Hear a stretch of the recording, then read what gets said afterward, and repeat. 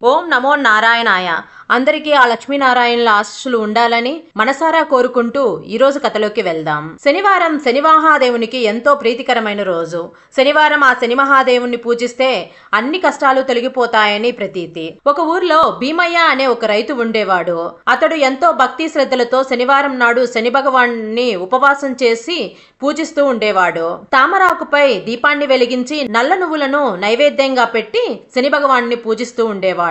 ఎప్పటిలాగే భీమయ్య తన పొలంలో పని చేసుకుంటూ ఉండగా తన నాగలి ఒకటి విరిగిపోతుంది. భీమయ్య తన నాగలి విరిగిపోయిందనే విషయాన్ని ఊర్లో ఉన్న కొంతమంది ప్రజలకు చెప్తాడు. అప్పుడు ఆ ప్రజలు ఈ విధంగా చెప్తారు, భీమయ్య, శని దోషం వల్లే నీకు ఇలాంటి ఇబ్బందులు కలుగుతున్నాయి. నీవు శనికి పూజలు చేస్తున్నావు కదా, అయినా శని భయంకరుడు అని సమాధానం చెప్తారు. అప్పుడు భీమయ్య అలా అంటాడు, చూడండి, శని భగవానుడు న్యాయదేవత. మన కర్మను బట్టి ఆయన మనకు ఫలితాలను ఇస్తాడు.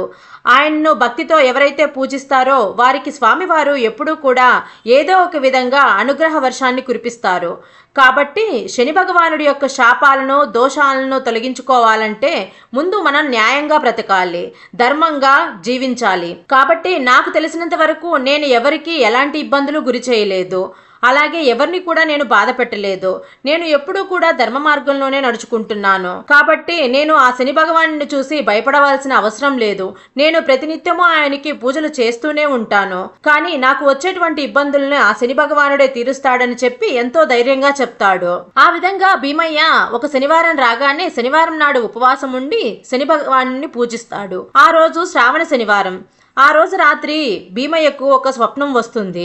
ఆ స్వప్నంలో శని భగవానుడు ప్రత్యక్షమై ఇలా అంటాడు, భీమయ్య, నీకున్నటువంటి అచంచలమైన భక్తికి, నీ యొక్క ధర్మ తత్పల్యతకు నేనెంతగానో సంతోషించాను.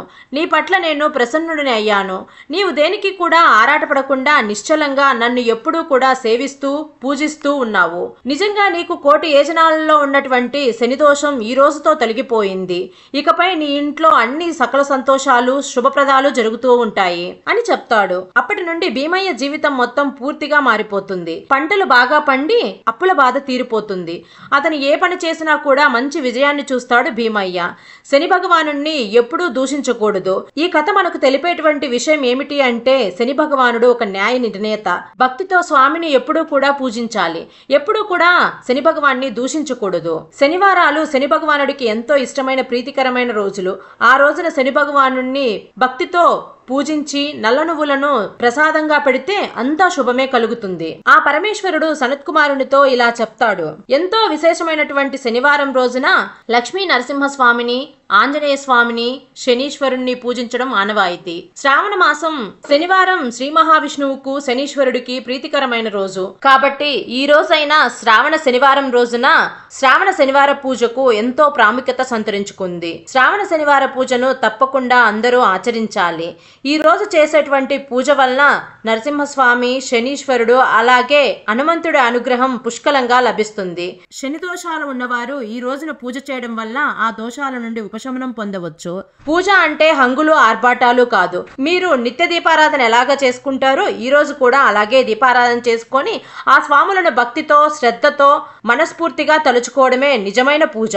ఇంతటి పరమ పవిత్రమైన శ్రావణ శనివారపు రోజున నరసింహస్వామి యొక్క కథలను విని స్వామి అనుగ్రహాన్ని పొందుదాము. శ్రీ మహావిష్ణువు యొక్క దశావతారాలలో 4వ అవతారము నరసింహ అవతారము. లక్ష్మీ నరసింహస్వామి భక్తుడైనటువంటి ప్రహ్లాదుని రక్షించడానికై హిరణ్యకశిపుణ్ణి సంహరించడానికై ఆవిర్భవించినటువంటి ఉగ్ర రూపం నరసింహస్వామి. ఈ ఉగ్ర రూపాన్ని శాంతింపచేయడానికై అనేక సకల లోకాల శ్రేయస్సుకై శ్రీ మహావిష్ణువు తన భార్య అయిన లక్ష్మీదేవిని చెంచు లక్ష్మి రూపంలో వివాహం చేసుకోవాల్సి వస్తుంది.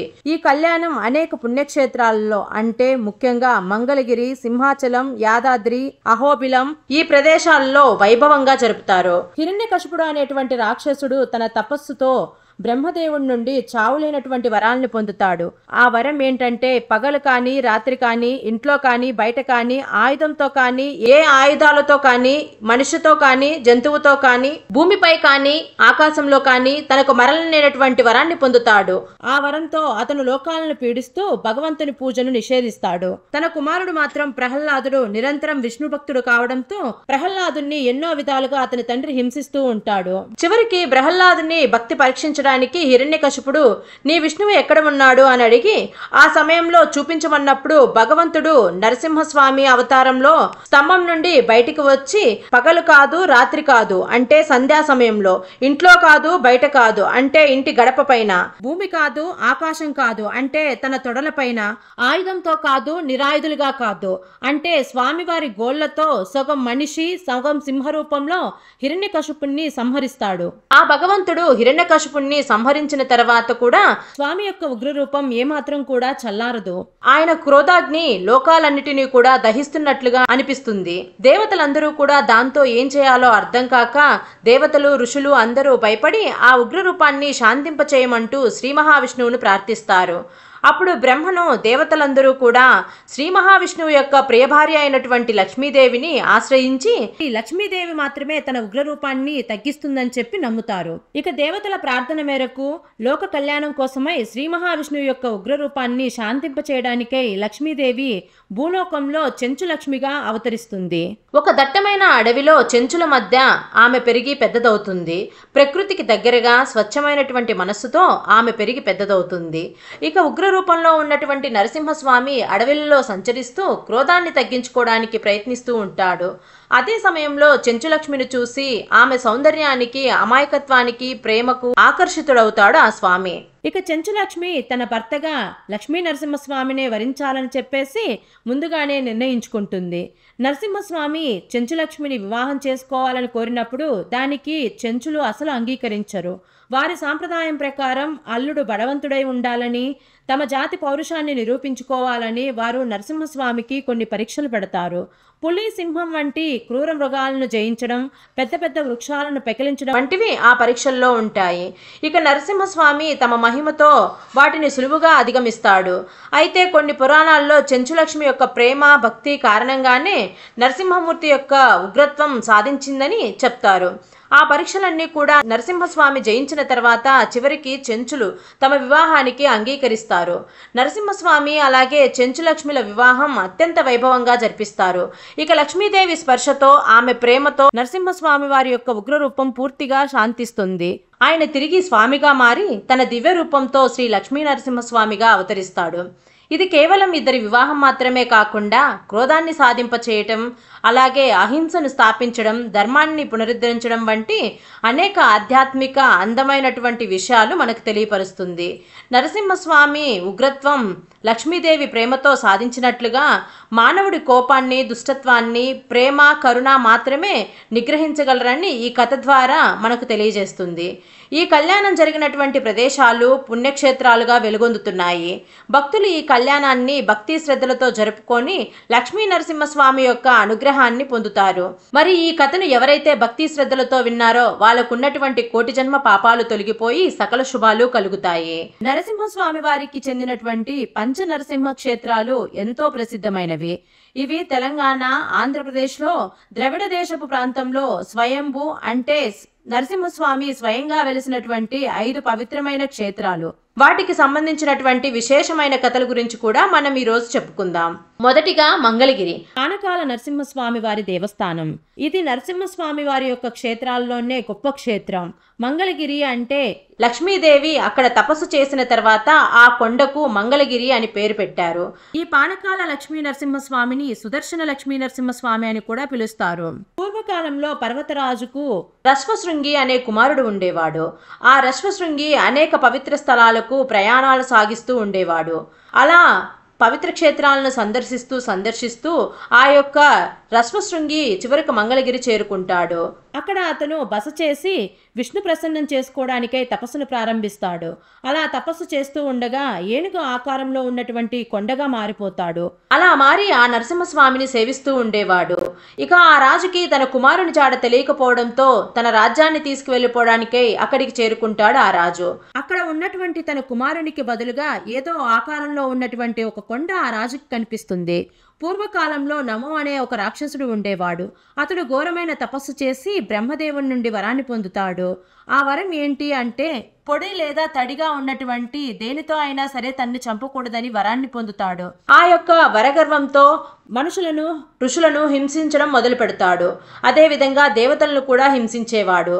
దేవతల రాజైనటువంటి ఇంద్రుడు శ్రీ మహావిష్ణువు యొక్క మద్దతుతో ఆ నమోను చంపడానికి బయలుదేరుతాడు.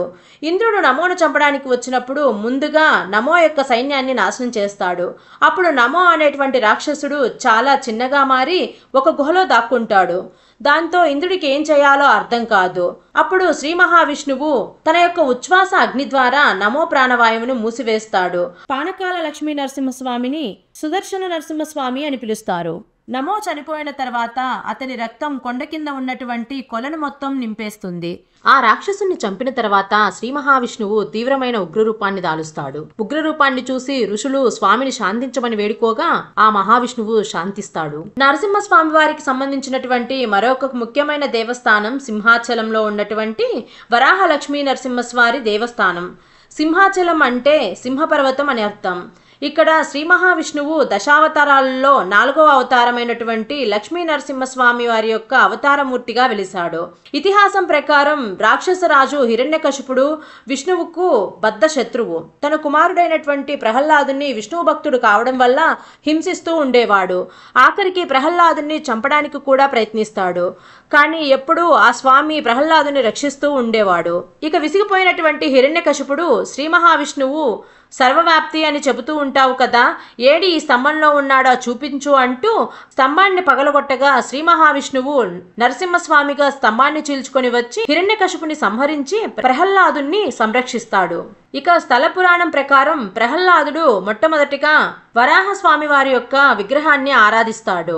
ఆ తర్వాతి కాలంలో చంద్రవంశానికి చెందినటువంటి పురూరుడు అనే రాజు విమానం మీద వెళ్తూ ఉండగా ఆ స్థలానికి ఉన్నటువంటి అత్యంత ప్రశస్తమైన శక్తి ప్రభావం వల్ల ఆ విమానం కిందికి లాగబడుతుంది. ఇక అతనికి పుట్టలో కప్పబడినటువంటి వరాహ నరసింహస్వామి కనిపిస్తాడు. ఇక ఆ విగ్రహాన్ని ఎన్నో సంవత్సరాలకి చెందినదిగా గుర్తించి ఆ విగ్రహాన్ని సంవత్సరం కాలం పాటు చందనంతో కప్పి ఉంచి ఆ రోజు మాత్రమే అంటే అక్షయ తృతీయ రోజు మాత్రమే చందనం లేకుండా నిజరూప దర్శనం కలిగేలా చేయమంటూ ఆకాశవాణి పురూరునికి చెప్తుంది.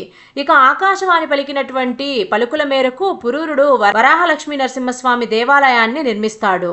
ఆ సాంప్రదాయం ఇప్పటికీ కొనసాగుతూ ఉంటుంది. స్వామిలో ఉన్న వేడిని చల్లార్చడానికై చందనం పూస్తూ ఉంటారు. ఇక వరాహ నరసింహస్వామి వారు సింహరూపంతో కలిగినటువంటి ఆ నరసింహుడి అవతారం నిజరూపం. మరొక అవతారం శ్రీ లక్ష్మీ నరసింహస్వామి వారి అంతర్వేది క్షేత్రం. తూర్పుగోదావరి జిల్లాలో ఉన్నటువంటి మరొక పుణ్యక్షేత్రం ఇది. పురాణాల్లో కూడా దీని ప్రస్తావన ఉంది. అతి ప్రాచీన ఆలయం అంతర్వేది ఆలయం. ఇక్కడ నరసింహస్వామి వారు లక్ష్మీ సమేతుడై కొలువు తీరి ఉన్నాడు.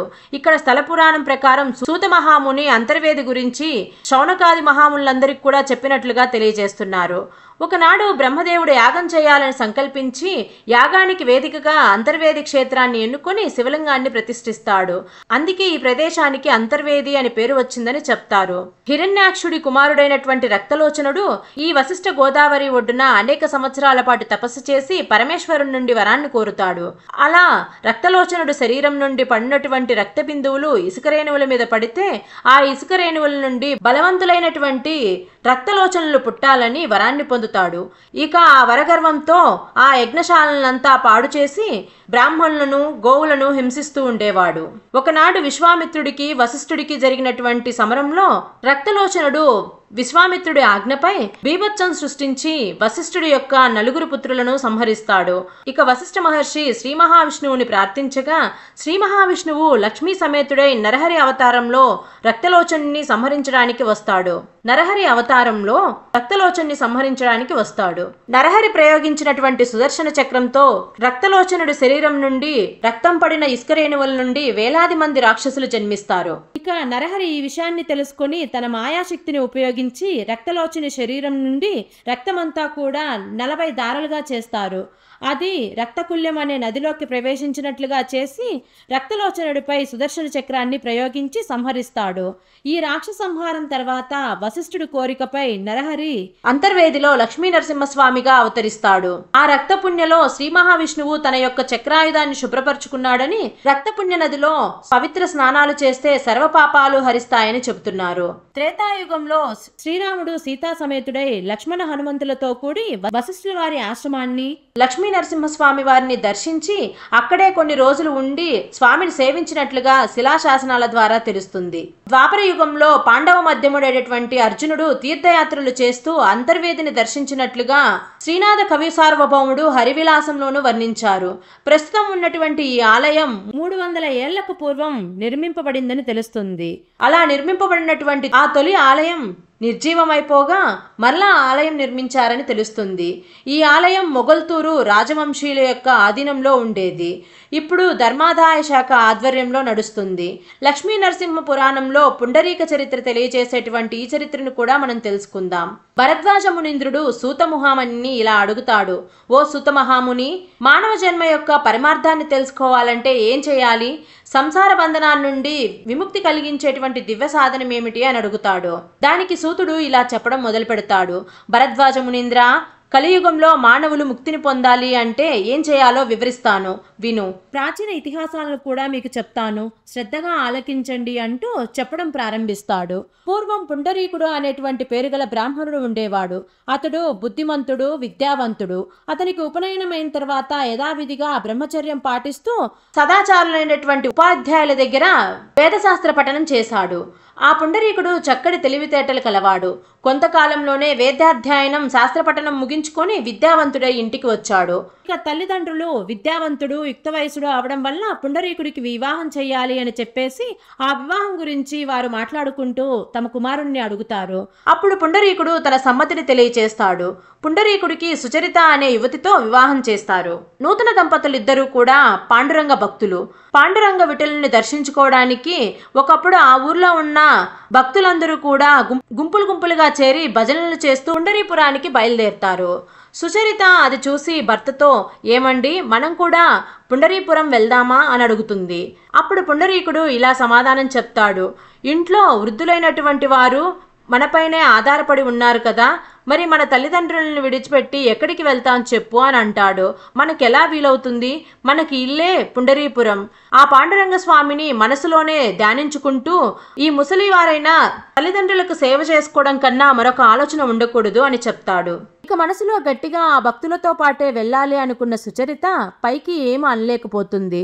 ఇక భక్తులందరూ కూడా అనుకున్న ప్రకారంగా బయలుదేరి పుండరీపురానికి వెళ్తారు. అలా వెళ్ళినటువంటి భక్తులకు కూడా ముసలి తల్లిదండ్రులు, ముసలి రోగగ్రస్తులైన తల్లిదండ్రులో భార్యో భర్తో లేకపోలేరు. కానీ వారు మాత్రం పుండరీకుని వలె మేము వెళ్తే వీలు పడదు అని ఆలోచించకుండా ఎవరి కర్మ వాళ్ళది, వీళ్ళ కోసం మనం పుండరీపురం వెళ్ళడం మానుకుంటామా ఏంటి అని నిశ్చితంగా వెళ్ళిపోతారు. పుండరీకుడు మాత్రం తాను పుండరీపురం వెళ్ళకపోయినందుకు కొంచెం కూడా బాధపడలేదు. ప్రతిరోజు పొద్దున్నే లేచి తల్లిదండ్రులకు సేవ చేసుకునేవాడు. వాళ్ళను చూస్తుంటే లేవలేనటువంటి ముసలివాళ్ళు. వాళ్ళకి స్నానాలు చేయించి తెల్లని శుభ్రమైన తువాలుతో తుడిచి తేలిక బట్టలు కట్టించేవాడు. అలా వారిని లోపలికి తీసుకువచ్చి దేవతార్చనకై పీఠం మీద కూర్చోపెట్టేవాడు. తండ్రి చాలా పండితుడు, కానీ అతనికున్న ముసలితనం వల్ల జ్ఞాపక శక్తి తగ్గిపోయి దేవతార్చన చేసుకునేటప్పుడు మధ్య మధ్యలో మంత్రాలు కూడా మర్చిపోయేవాడు. అందుకు పుండరీకుడు అతని దగ్గరే కూర్చొని పూజ అయ్యేంత వరకు తండ్రి మర్చిపోయేటువంటి మంత్రాలను జ్ఞాపకం చేస్తూ ఉండేవాడు. ముసలితనం వల్ల తన తండ్రికి చూపు కూడా సరిగ్గా కనపడేది కాదు. దేవతార్చన సమయంలో యజ్ఞం, పువ్వులు, గంధం వంటి పూజా వస్తువుల కోసం ఆ వృద్ధుడు తడుముకుంటూ ఉంటే పుండరీకుడు వాటిని తీసి అందిస్తూ ఉండేవాడు. అదే సమయంలో తాను కూడా పాండురంగ విఠలునికి పూజ చేసి తులసీ తీర్థాన్ని తల్లికి తండ్రికి ఇచ్చేవాడు పుండరీకుడు. అలా పంచభాక్ష పరమాన్నాలు చేయించి భగవంతునికి నైవేద్యం పెట్టి తల్లిదండ్రులకు వడ్డించి ఆ తర్వాత తాను తినేవాడు. అయితే ఆ ముసలి దంపతులకు సహజంగా వృద్ధాప్యం వల్ల అస్తమానం చిరాకు, కోపం వస్తూ ఉండేవి. అయితే పుండరీకుడు చిరాకు పడకుండా చిన్న బిడ్డలను లాలించినట్లుగా ఆ తల్లిదండ్రులను చూసుకుంటూ ఉండేవాడు. వాళ్ళు ఏది కావాలంటే అది అసాధ్యమైనా కూడా పుండరీకుడు తల్లిదండ్రులకు తెచ్చిచ్చేవాడు. ఈ విధంగా పుండరీకుడు తల్లిదండ్రులకు సేవ చేసుకుంటూ ఉండిపోగా భక్తులందరూ కూడా జయ పాండురంగ విఠలే అంటూ భజన చేస్తూ పుండరీపురానికి చేరుకుంటారు. వారు ఆలయంలో ప్రవేశించేసరికి పాండురంగుడు గుళ్ళో లేడు. ఆ పీఠం ఖాళీగా కనిపిస్తుంది. స్వామి ఎక్కడా అని భక్తులందరూ కలవరపడుతూ స్వామి వస్తారని చెప్పి అక్కడే కూర్చొని ఉంటారు. ఆ రోజు స్వామి ఎప్పటికీ తిరిగి రాకపోయేసరికి మళ్ళీ వచ్చి స్వామి కోసం చూస్తారు. పాండురంగ స్వామి దేవేరితో సహా గుడి విడిచిపెట్టి పుండరీకుడు ఉన్నటువంటి ఆ ఊరికి వచ్చేయడమే ఆయన గుడిలో లేకపోవడానికి గల కారణం. వృద్ధులైనటువంటి తల్లిదండ్రులకు పరిచర్య చేస్తూ తనను చూడటానికి ఆ మహాభక్తుడైనటువంటి పుండరీకుడు తన వద్దకు రాలేకపోయాడు కదా అని సాక్షాత్తు ఆ పాండురంగడే తన వద్దకు వెళ్ళాడు. కానీ ఈ దైవ రహస్యం సామాన్యమైనటువంటి జనులకు ఎలా తెలుస్తుంది? స్వామి వచ్చి పుండరీకుడి ఇంటి వాకిట్లో నిలబడేసరికి పుండరీకుడు తన తల్లిదండ్రులకు భక్తి శ్రద్ధలతో నీళ్లు పోస్తూ ఉంటాడు. పుండరీకుడు భక్తాగ్రేసుడు. పుండరీక, నీవు పండరీపురానికి రాలేకపోయావని తెలిసి నేనే నీ దగ్గరికి వచ్చానయ్యా అని స్వామి పుండరీకుడిని పిలుస్తాడు. స్వామి, ఇదిగో వచ్చేస్తున్నాను, ఒక్క నిమిషం ఆగండి, నా తండ్రికి నీళ్లు పోయడం అయిపోయింది, వెంటనే తుడవకపోతే ఆ వృద్ధుడికి జలుబు చేస్తుంది, తుడిచేసి లోపలికి తీసుకొచ్చి కూర్చోబెట్టి నీ దర్శనానికి వస్తాను అని చెప్పి పుండరీకుడికి చెప్తాడు. ఆ మాటలు విన్నటువంటి సుచరిత ఆశ్చర్యపోతుంది. భగవంతుడు దేవేరితో వచ్చి వాకిట్లో నిలబడితే ఎదురురాక వస్తాను ఉండండి, ఆగండి అని అనవచ్చా? స్వామికి కోపం వస్తుంది కదా అని ఆవిడ భయపడిపోతుంది. కానీ శాంతస్వరూపుడైనటువంటి ఆ స్వామికి కొంచెం కూడా కోపం రాలేదు. వచ్చి అలా వాకిట్లో నిలబడి ఉంటాడు.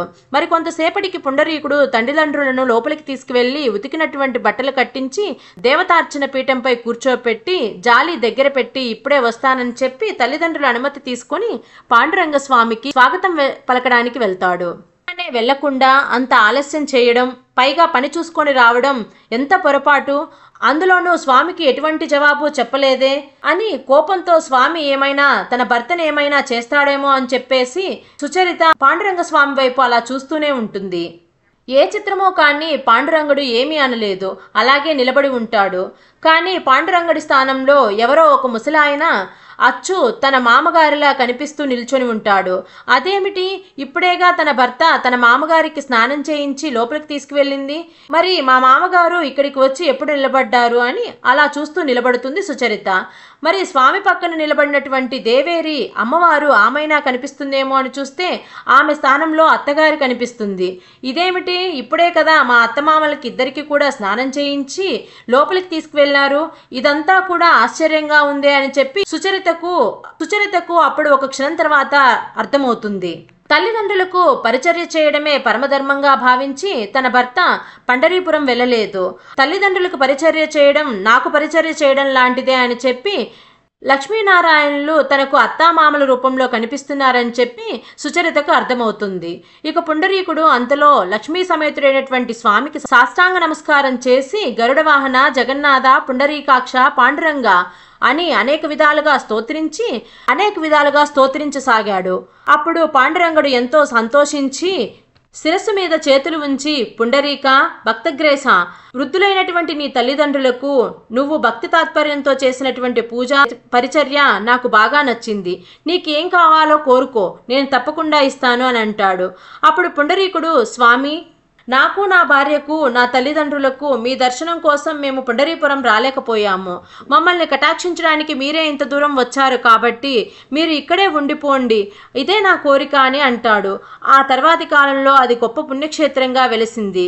ఊర్లో ఉన్నటువంటి భక్తులకు అప్పుడు జ్ఞానం కలుగుతుంది. తమని కని పెంచి పెద్దవాళ్ళని చేసి ఆఖరికి ముసలితనం వల్ల మూలన పడి తమపై ఆధారపడినటువంటి తల్లిదండ్రులకి పరిచర్య చేయడమే ఆ దేవుడికి ఎంతగానో నచ్చుతుందని తెలుసుకుంటారు. తన విధిని తాను తప్పకుండా నెరవేర్చుకున్నటువంటి పుండరీకుణ్ణి వెతుక్కుంటూ ఆ భగవంతుడే వచ్చి భక్తుడి కోరిక నెరవేర్చాడు. కొంతకాలానికి పుండరీకుడు ఏకాంత ప్రదేశంలో కూర్చొని మానవ జీవితాన్ని విమర్శించుకుంటూ ఉంటాడు. అతనికి సంసారం ఒక ముళ్ళ పొదలా కనిపిస్తుంది. తల్లిదండ్రులను, అన్నదమ్ములను, మిత్రులను, భార్యలను అందరినీ విడిచి ఇల్లు విడిచి దేశ సంచారం చేస్తూ వెళ్ళిపోతాడు. దొరికిన కాయలు తింటూ ఆకలి తీర్చుకునేవాడు. సంసారం నీటి బుడగ వంటిది. ఈ జీవితాన్ని ఎవరూ కూడా నమ్మకూడదు. క్షణక్షణానికి మారిపోయే ఈ శరీర స్థితిని నమ్ముకొని బతకడం అనేది అర్థం లేనటువంటిది. శరీర అందం శాశ్వతం కాదు అని పురాణాలు చెప్పిన ప్రకారం ఈ భూమిపై ఉన్నటువంటి తీర్థాలు సేవించాలి అని చెప్పి గంగా, గోదావరి ఇలా మొదలైనటువంటి పుణ్య నదుల్లో మునిగి క్షేత్రాలను దర్శించుకొని ఆయా దేవతలను దర్శించి సాత్విక ఆహారాలను ఆహారంగా తీసుకుంటూ సాలిగ్రామం అనే పుణ్యక్షేత్రానికి చేరుకుంటాడు. ఆఖరికి అక్కడ భక్తులను పుణ్యజలాలను చూసి ఎంతో ఆనందించి ఇది నా నివాసానికి సరైన స్థలమని అక్కడ తన నివాసాన్ని ఏర్పాటు చేసుకుంటాడు. గురువుల ద్వారా తెలుసుకున్న ప్రాణాయామం మొదలైన యోగా శాస్త్రాలను ఆచరణలో పెట్టి తీర్థ స్నానం, భగవద్ధ్యానం సకాలానికి చేస్తూ చాలా కాలం అక్కడ కాలం గడుపుతాడు. అలా ఉండగా ఒకరోజు నారద మహర్షి వస్తాడు.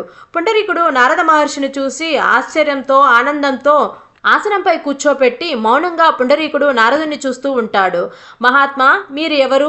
నన్ను తరింప చేయడానికి ఈ రూపంలో వచ్చినటువంటి శ్రీహరిలా నాకు అనిపిస్తుంది అని పలకగానే నారదుడు, నన్ను అందరూ నారదుడు అని అంటారు. నేను నిన్ను చూద్దామని ఇక్కడికి వచ్చాను. భక్తి శ్రద్ధలతో ఉన్నటువంటి నిన్ను చూసి నాకెంతో ఆనందంగా ఉంది. నీలాంటి భక్తులను చూస్తే నాకెంతో సంతోషంగా ఉంటుంది. సాక్షాత్తు భగవంతుడే నీ రూపంలో నాకు కనిపిస్తున్నాడంటూ చిరునవ్వుతో సమాధానమిస్తాడు నారదుడు. నారదుడి మాటలు వినగానే పుండరీకుడు లేచి 2 చేతులు జోడించి నమస్కారం చేసి, నా జన్మ సార్థకమైంది. మీ దర్శనం దైవ దర్శనం. నాకున్నటువంటి సందేహాన్ని తీర్చండి అని అడుగుతాడు. అప్పుడు నారదుడు, పుండరీక, నారాయణుడు పరబ్రహ్మ పరతత్వం, పరంజ్యోతి, సర్వజీవుల ఆత్మ పరమాత్మ నారాయణుడే. ఈ జగత్తు లోపల పైన అంతా కూడా ఉన్నది ఆ స్వామే. ఓం నమో నారాయణాయ అనే మంత్రాన్ని మనసులో నిత్యం ధ్యానం చేసుకుంటూ జపిస్తూ ఉంటే అదే పరమజ్ఞానం. అంతకంటే పరమార్థాన్ని తెలిపేది ఏదీ లేదని చెప్పి నారదుడు వెళ్ళిపోతాడు. అప్పటి నుండి పుండరీకుడు ఓం నమో నారాయణాయ అనే మంత్రాన్ని సాధనంగా భావించి జపిస్తూ ఉండేవాడు. ఈ విధంగా సాలిగ్రామ క్షేత్రంలో చిరకాల తపస్సు చేస్తాడు. అతని భక్తికి మెచ్చి శ్రీ మహావిష్ణువు వెంటనే ప్రత్యక్షమై, పుండరీక, నీ భక్తికి మెచ్చాను, నీకేం కావాలో కోరుకో అని అంటాడు. దానికి పుండరీకుడు, ప్రభు, ఏం కోరాలో నాకు తెలియదు, మీరు ఏదిచ్చినా నాకు సంతోషమే అని అంటాడు. అప్పుడు శ్రీహరి చిరునవ్వు నవ్వి, ఇలారా, ఈ గరుడ వాహనంపై వచ్చి నాతో కూర్చో, నాతో వైకుంఠానికి వచ్చి నా రూపం ధరించి నిత్యం నా వెనకాలవే ఉందువు అంటూ చేయి పట్టుకొని వాహనంపై తీసుకువెళ్తాడు. ఆ సమయంలో దేవదుందుబులు మోగుతాయి. దేవతలందరూ కూడా జయ జయధ్వానాలతో శబ్దం చేస్తూ పుష్పవర్షాన్ని కురిపిస్తారు. ఆ విధంగా పుండరీకుడు శ్రీహరితో కలిసి వైకుంఠానికి చేరుకుంటాడు అని సూతుడు భరద్వాజమునికి తెలియచేస్తాడు. కాబట్టి భరద్వాజ, శ్రీ మహావిష్ణువుని కీర్తించడం వల్ల కలియుగంలో మానవులకు ముక్తి లభిస్తుంది. ఇది మోక్షప్రదం, బతికి ఉన్నంత కాలం సుఖాన్ని కలిగిస్తుంది అంటూ సూతుడు చెప్తాడు. అక్కడి కథలను ఈరోజు విన్నారు కదా, మీకెలా అనిపించింది? ఈ కథల యొక్క అంతరార్థం ఏమిటి అంటే, హడావిడిగా వారిని వీరిని చూసి ఆర్భాటంగా పూజలు చేస్తూ లేని దానికోసం పాకులాడకూడదు అని, మనకున్న దాంట్లోనే నిత్య దీపారాధన చేస్తూ ఆ హరి నామస్మరణ చేసుకుంటే చాలు మన జీవితం ధన్యమైపోతుందని ఈ కథలు తెలియజేస్తున్నాయి.